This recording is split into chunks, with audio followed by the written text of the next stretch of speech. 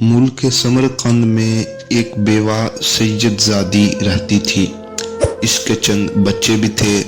एक दिन वो अपने भूखे बच्चों को लेकर एक रईस आदमी के पास पहुंची और कहा, मैं सैयदजादी हूँ, मेरे बच्चे भूखे हैं, इन्हें खाना खिलाओ।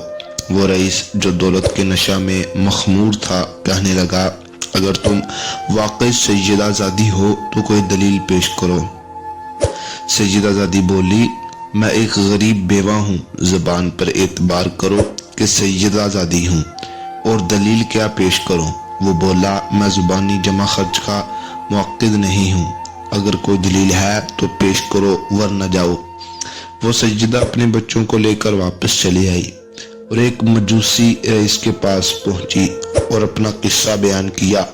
और मजूसी बोला, मोहतरमा, अगरचा मैं मुसलमान नहीं हूँ मगर तुम्हारी नस्ब की ताज़ीम करता हूँ, आओ और मेरे यहाँ ही क़याम फरमाओ, मैं तुम्हारी रोटी और कपड़े का ज़ामन हूँ।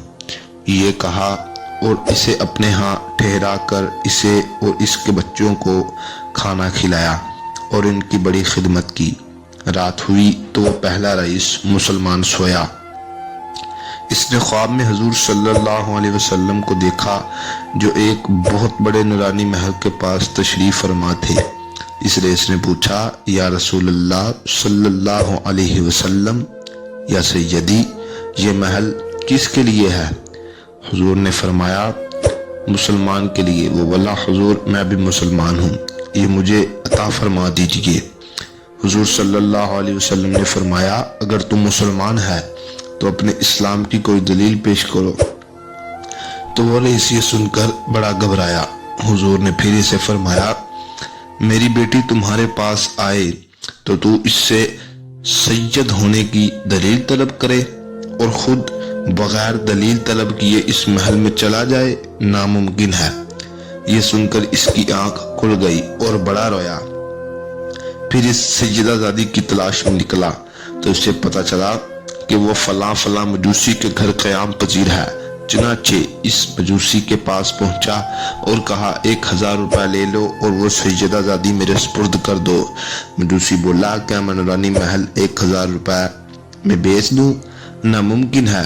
सुन लो, हुजूर सल्लल्लाहु अलैहि वसल्लम जो तुम्हें ख्वाब में मिलकर इस महल से दूर कर गए हैं, वो मुझे भी ख्वाब में मिलकर कलमा पढ़ाकर इस महल में दाखिल फरमा गए हैं।